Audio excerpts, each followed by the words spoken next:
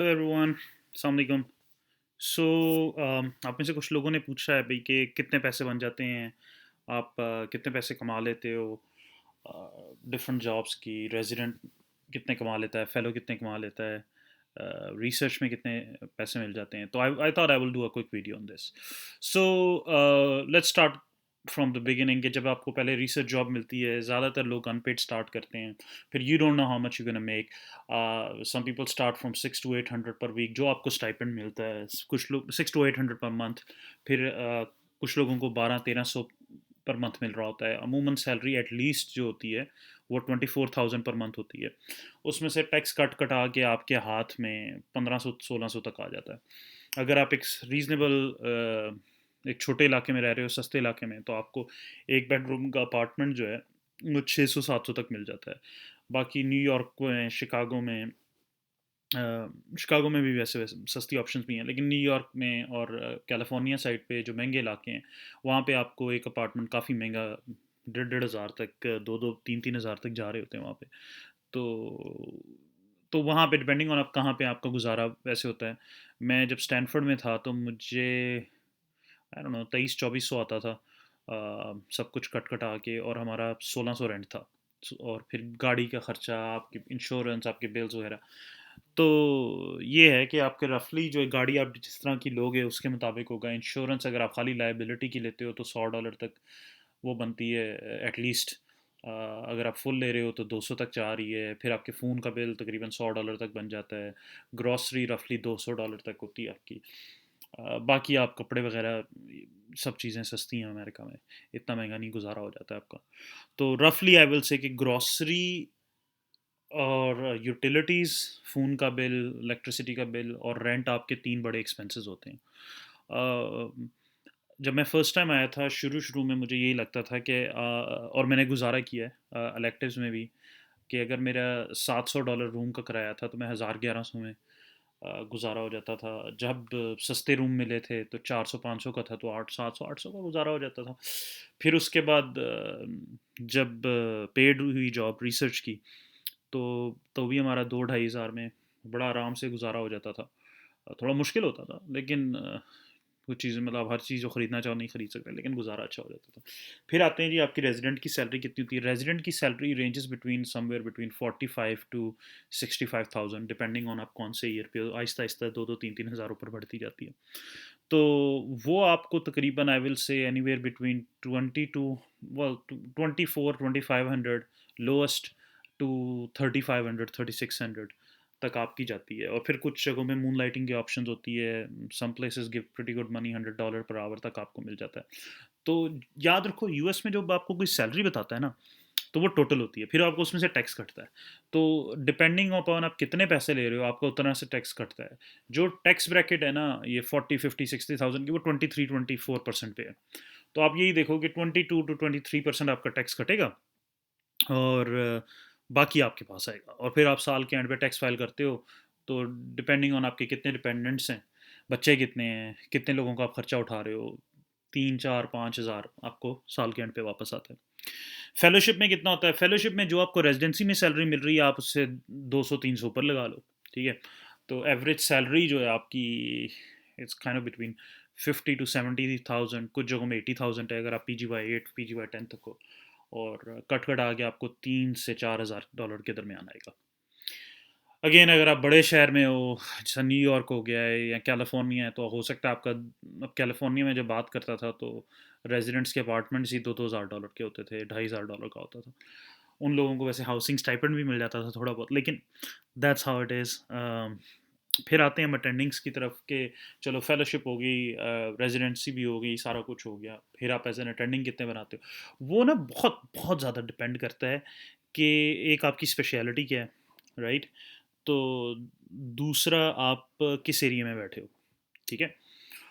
तो let's say, जो अगर मैं 19-20 के फ़र्क के हिसाब से ना, ये सारी स्पेशलिटीज़ की रेंज में आपको रफली बताता हूँ कि इंटरनल मेडिसिन, पीड्स, न्यूरोलॉजी, पैथोलॉजी, ये रफली जो हैं, अगर आप बहुत बड़े शहर में, ऑन डिमांड एंड सप्लाई है, ये सब फ्लक्चुएट होता रहता है, ऊपर नीचे आराम से होता रहता है। तो उसमें जो है आप, अगर आप बहुत बड़े शहर में हो तो और ख़ास तौर पे अगर एकेडमिक सेटिंग हो तो you are at the lower end of 140-130 hospitalist को। ये एकेडमिक सेटिंग्स वाले जो बड़ी यूनिवर्सिटीज़ हैं वो ज़्यादा पैसे नहीं देती। और अगर आप उठ के चल जाओगे किसी in the middle of nowhere गांव हैं और दूर दूर तक कोई ग्रॉसरी स्टोर भी नहीं है, तो वहाँ आपको ठीक ठाक पैसे मिल रहे हैं, आपको 3 से 3.5 लाख भी दे रहे हैं इन्हीं स्पेशलिटीज़ के लिए साल का। अब आप पूछोगे भी कि कॉरस्पॉन्डिंग आपके टेक होम सैलरी क्या, टेक होम पे चेक क्या आएगा। तो देख लो, अगर आप एक 40 बना रहे हो राइट, तो उसका आपने, अच्छा अब आप हायर टैक्स ब्रैकेट में चले गए हो राइट, तो अब आपने 35% 30% टैक्स देना है। तो जब आप 1.5 लाख के करीब बना रहे हो, तो आपको टैक्स कट कटा के मेरा ख्याल है $8 से $9 आएगा राइट। लेकिन जब आप 3 लाख के पास जा रहे हो तो आपको 15,000 के करीब आ जाएगा। अच्छा, फिर आ जाते हैं स्पेशलिस्ट सारे, cardiologists, gastroenterologists, radiologists, emergency medicine, haem oncologist, critical care. इन लोगों की अगेन, अगर आप छोटे शहर में हो तो आपकी थोड़ी सैलरी होती है, यू आर मोर बिटवीन, और एकेडमिक्स सॉरी छोटी यूनिवर्सिटी, जो यूनिवर्सिटी सेटिंग्स और बड़े शहर में आप यू आर अराउंड 220-240 के करीब। और अपर एंड पे depending on demand and supply, I know people who are making more than $1 million, अपनी उनकी प्राइवेट प्रैक्टिस है, and they are gastroenterologists, cardiologists, vascular surgeon, interventional radiologist। तो उस पर डिपेंड करता है कि आप एम्प्लॉयड हो या आपकी अपनी प्रैक्टिस है। तो अगर आप रफली देख लो कि अगर आप 2.5 से 3 लाख बना रहे हो, तो आपको टैक्स कट कटा के 13-14 हज़ार तक आएगा कैश हाथ में। अगर आप लेट्स से 5 से 6 लाख बना रहे हो, तो आपको सब कुछ टैक्स काट कटा के 30,000 के आसपास आएगा। तो उसमें ये आता है कि मेरा ख्याल है 5 लाख पे 25,000 कुछ बनता है। और फिर आपकी टैक्स ब्रैकेट बहुत ज़्यादा ऊपर चल जाती है, सबसे हाईएस्ट टैक्स ब्रैकेट पे आप हो जाते हो वंस यू क्रॉस 470 समथिंग।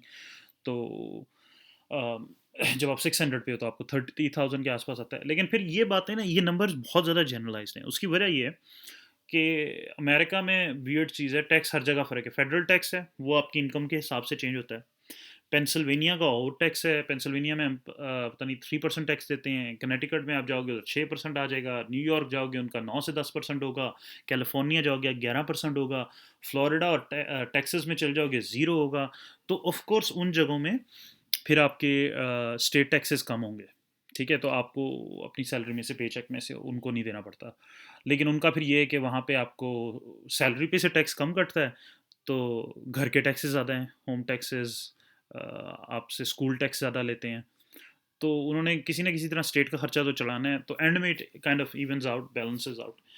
अब क्वेश्चन ये राइज करता है कि कितने पैसे काफ़ी हैं। देखो, वो आपके ऊपर डिपेंड करता है, आप खर्चा कितना करते हो, आप पैसे कितना ज़ाया करते हो।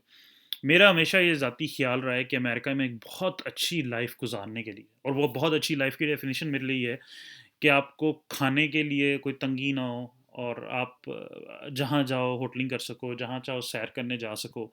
आप महंगे महंगे ब्रांड्स नहीं पहन रहे, आप महंगे महंगे कपड़े नहीं खरीद रहे, आप बहुत महंगे महंगे गाड़ियाँ नहीं ले रहे।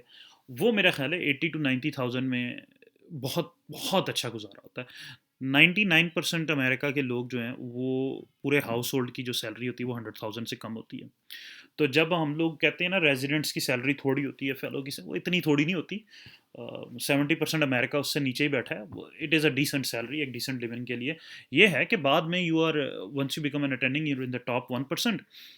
और उसमें आप अगर तरीके से खर्चा करो तो मुझे लगता है कि आपके खर्चे 1 लाख से ऊपर नहीं जाने चाहिए। इश्यू ये आ जाता है कि एजुकेशन यहाँ पे महंगी है। बच्चे कल को आपके कॉलेजेस में जाते हैं तो उनकी साल की फ़ीस जो है वो it kind of ranges between $50,000 से $70,000 तक, एक साल की सिर्फ। जो यहाँ पे बेचारे मेडिकल स्टूडेंट्स ग्रेजुएट होते हैं उन पे 4-4 5-5 6-6 लाख डॉलर्स का लोन होता है। तो कॉलेज बहुत महंगा है। उसके अलावा प्रॉब्लम ये है कि जैसे आपके पैसे बढ़ते हैं, वैसे आपका स्टाइल बढ़ता है। अ, अब आपको महंगे जूते खरीदने हैं, महंगे पर्सेस लेने हैं, महंगे कपड़े चाहिए, महंगी जूतियाँ चाहिए, बड़ा घर चाहिए। तो वो खर्चे असल खर्चे होते हैं। फिर आपका घर की लीज़, पहले अगर आप $1000 दे रहे थे, अब आप $10,000 दे रहे हो। गाड़ी का पहले आप 100 दे रहे थे, अब आप गाड़ी का 2000 दे रहे हो, राइट? तो मुझे एक बड़ी खूबसूरत बात किसी ने की थी जब मैं मेडिकल स्टूडेंट था, कि उमर याद रखो, जब आप रेजिडेंट फेलो से अटेंडिंग बनते हो तक पहुंचते हो ना, तो ज़्यादा नहीं, आपकी 3 चीज़ें बदलती हैं। मैंने कहा अच्छा हाँ, वो कौन सी हैं? घर, गाड़ी और जो ब्रांड्स आप पहनते हो, बस। ठीक है? तो बाकी सब वही रहता है। घर आप ले लोगे बड़ा, पहले आपका 1-2 बेडरूम का छोटा अपार्टमेंट होगा, बाद में आप उठा के 6-7 बेडरूम का घर ले लोगे, पूल ले लोगे। गाड़ी आप पहले टोयोटा या होंडा या नीसान चलाओगे, फिर आपके पास पैसे आ गए हैं, सारे लोग मर्सिडीज़, BMW, इन्फिनिटी, टेस्ला, जो आप अफोर्ड कर सकते हो आप लोगे, क्योंकि आपने एक सोशल सर्कल में रहना है, तो हर एक की अपनी होती है। बहुत से लोग वो कंफर्टेबल हैं, तो वो है। फिर तीसरे ब्रांड्स आ जाते हैं कि बहुत ज़्यादा, ख़ास तौर पे फीमेल्स में होता है, ब्रांड कॉन्शियस होते हैं। तो you want buy the more higher and expensive brands, जो आपकी पूरी एक सैलरी होती है महीने की as a resident, you spend that much buying some expensive shoe और एक्सपेंसिव बैग। तो दैट्स व्हाट इट इज़। खर्चा आपका, मुझे नहीं लगता किसी भी वक्त जब से आप पेड हो, चाहे आपको महीने के $1000 भी मिल रहे हैं ना, खर्चा आपका अमेरिका में अच्छी तरह हो जाता है। जब तक इशू बहुत बड़ा ये होता है कि जब आप पाकिस्तान से पैसे लेते हो, राइट, तो वो यहाँ आके $150 का $1 बनता है, $150 का $1 बनता है, तो वो बहुत बड़ा सेटबैक होता है। और अब बात करते हैं कि जी बहुत ज़्यादा जो हाई एंड पे सैलरीज हैं, orthopaedic surgery, plastic surgery, neuro surgery, ये हैं, ये बहुत हाई सैलरीज हैं इनकी। और वो क्यों हैं कि भाई, डिपेंडिंग ऑन, मैं एवरेज बता रहा हूँ कि they kind of go $500,000 and above, 500,000 से ऊपर जाके you can go as high as 2 million, 3 million. अगर आपकी अपनी प्राइवेट प्रैक्टिस है, you are at the higher end. If you are employed, you are at the lower end. अगर आप academic settings में, यूनिवर्सिटीज़ में हो, तो you are at the higher end. तो ये है रफली, मतलब काफ़ी ज़्यादा क्यूरियोसिटी थी मुझे, काफ़ी लोगों के मैसेजेस आए थे, भाई फाइनेंशियल प्लानिंग करनी है ये वो, तो I thought I will just give you guys some brief idea. मसला ये होता है, बहुत से लोग लोन लेते हैं, पैसे इकट्ठे करके स्टेप्स करते हैं, ये वो। आई हैवंट मेट एनीबडी जो कहे जी कि मैंने पाकिस्तान से पैसे लिए थे किसी से उधार, ये वो, और मैं इवेंचुअली सेट हुआ, आई वाजंट एबल टू पे इट बैक। आप 10 गुना करके पैसे वापस कर सकते हो अगर आप किसी से लेते हो। It's not purely about finances. I know हर कोई दुखी इंसानियत की खिदमत करने नहीं आता, बहुत से लोग पैसे बनाने के लिए आते हैं। लेकिन कोशिश यही करो, पैसा आपको अल्लाह ने लाइफ में जिस तरह भी देना है वो मिल जाएगा, आपको और बड़े कामों से मिल जाएगा। कोशिश ये करो कि काम वो करो जो आपको पसंद हो, जिसके लिए पैशनेट हो। तो इसलिए don't chase any speciality based on कि अच्छा इसमें पैसे ज़्यादा मिल रहे हैं ना, तो मैं इसके पीछे जाता हूँ, नहीं। Do what you want do. और मैंने जैसे आपको बताया, इस एग्जांपल इतनी सारी दी हैं कि there is a lot of overlap, right? एक हॉस्पिटलिस्ट की सैलरी में, एक कार्डियोलॉजिस्ट की सैलरी में, एक सर्जन की सैलरी में, there is all this overlap. I personally know hospitalist who are making more than $500,000, ठीक है? And I know orthopaedic surgeon, neuro surgeon, cardiothoracic surgeon who are making less than $500,000 academic settings में। तो ये जो risk है वो तो आपका अल्लाह ने लिखा है, इसलिए don't, this shouldn't be your sole factor deciding which specialty to go into. That being said, it's always good to be aware, have the knowledge, and make uh, plan better, do more calculated planning. ठीक है? I hope this video helps you.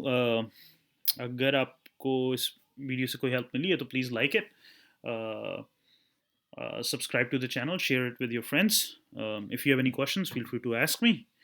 Um, Chalo, okay, we'll talk more later. Bye.